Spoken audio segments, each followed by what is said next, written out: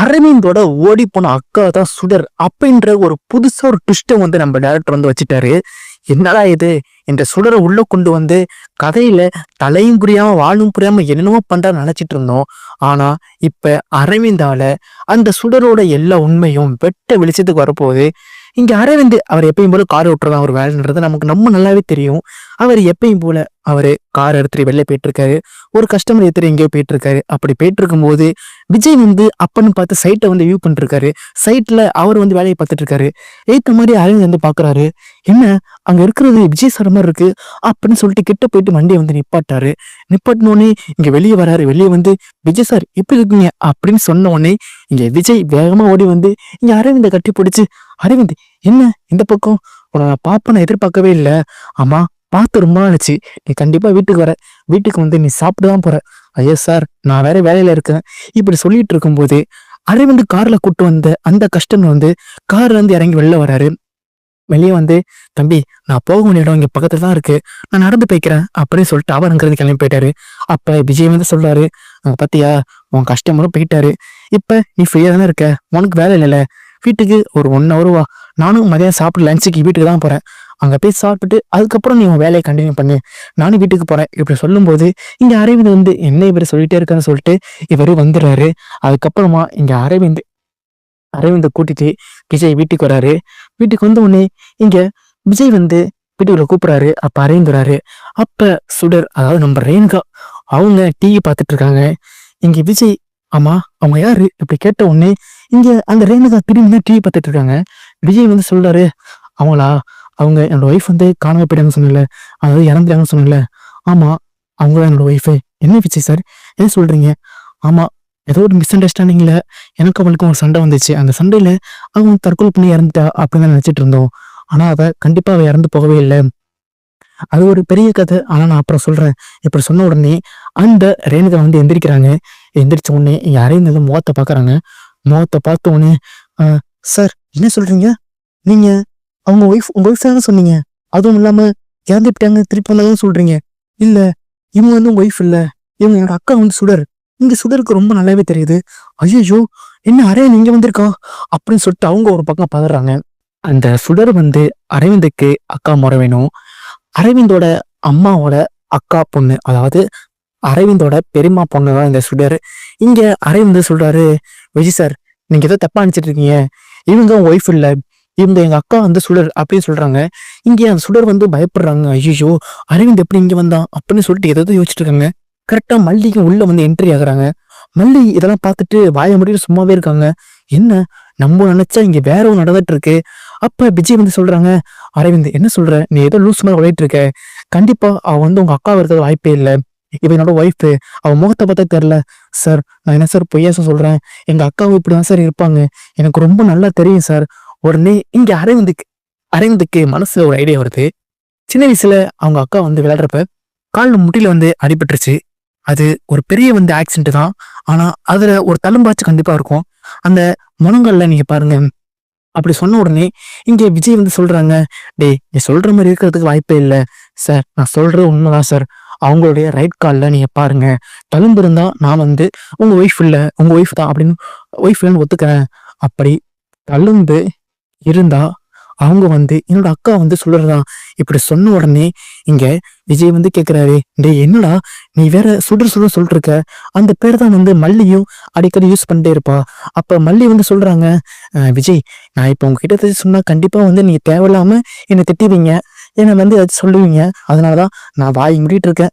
அன்னைக்கு அந்த வாட்டுக்கு என்ன பொண்ணு வந்தவனும் தான் சொல்லிட்டு இருந்தான். அது மட்டும் இல்லாம இவங்க மேல வந்து எனக்கு நிறைய டவுட் இருக்கு. இவங்க உண்மையிலேயே வந்து உங்க ஒய்ஃபே கிடையாது. இப்படி சொல்லும்போது இங்க விஜய்க்கு அப்படியே மண்டையா பிச்சுக்கிற மாதிரி இருக்கு. கரெக்டா ராஜேஸ்வரி வராங்க. ராஜேஸ்வரி வந்து இந்த விஷயம் எல்லாத்தையும் கேள்விப்பட்டோன்னே, டேய் விஜய் உனக்கு என்ன அறிவு இருக்கா? அரவிந்தெல்லாம் ரோட்ல போறோம் வருவேன், அவன்லாம் ஒரு ஆள் சொல்றான்னு அதான் நம்பிட்டு இருக்க. உடனே அரவிந்த் வந்து இங்க ராஜேஸ்வரியை பார்த்து, மேடம் இங்க பாருங்க, என்னை இந்த மாதிரிலாம் பேசாதீங்க. விஜய் சார் கூப்பிட்டனாலதான் நான் வீட்டுக்கு வந்தேன், இல்லைன்னா நான் வீட்டுக்கு வந்திருக்கே மாட்டேன்.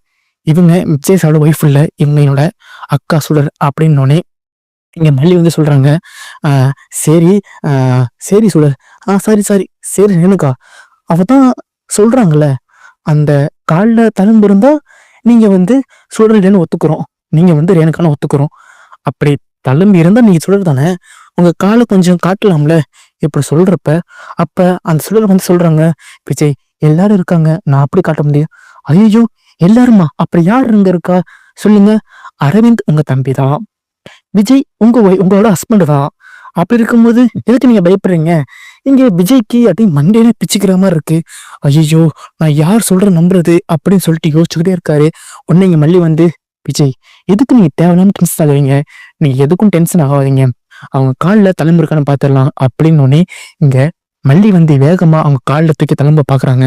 மல்லி அந்த ரேணுகா கால ட்ரெஸ் விளக்கணுன்னே அந்த இடத்துல அரவிந்த் சொன்ன மாதிரியே ஒரு தழும்பு இருக்கு. நல்ல பேசாத தழும்பு இருக்கு. அந்த தழும்பை பார்த்தோன்னே இங்க விஜய்க்கு ஒண்ணுமே புரியவே இல்லை. எப்படி அரவிந்த் சொன்ன மாதிரி தழும்பு இருக்கு அப்படின்னு உடனே இங்க அரவிந்த் வந்து சொல்றாரு, விஜய் சார் நான் தான் சொன்னல, இவங்க வந்து என்னோட அக்கா தான். நம்மள்னா நாளைக்கு எங்க அம்மா அவனை வீட்டுக்கு கூட்டு வரேன், அவங்க ஊர்ல இருக்காங்க, கண்டிப்பா சென்னை வரத்துக்கு எப்படியும் ஒரு 6 மணில இருந்து ஒரு 8 மணி நேரம் ஆகும். அவங்கள இப்ப நான் கிளம்ப சொல்றேன், நாளைக்கு காலைல இங்க ரீச் ஆயிடுவாங்க, அவங்களே வந்து நான் பார்க்க சொல்றேன்.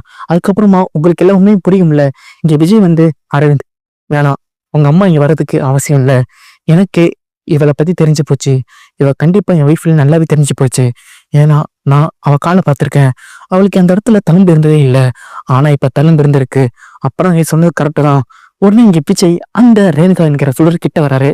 கிட்ட வந்து, இங்க பாரு உண்மையை சொல்லு, நீ யாரு? இப்படி கேட்ட உடனே ரேணுகா எப்பயும் போல அவங்கதான் நடிக்கிறதுல ஆஸ்கரோட அவங்களாச்சே, அவங்க சூப்பரா நடிப்பாங்க, சொல்லி கொடுக்க தேவையே இல்லை. விஜய் என்ன விஜய், யார் இவ? இவ யாருன்னே தெரியாது.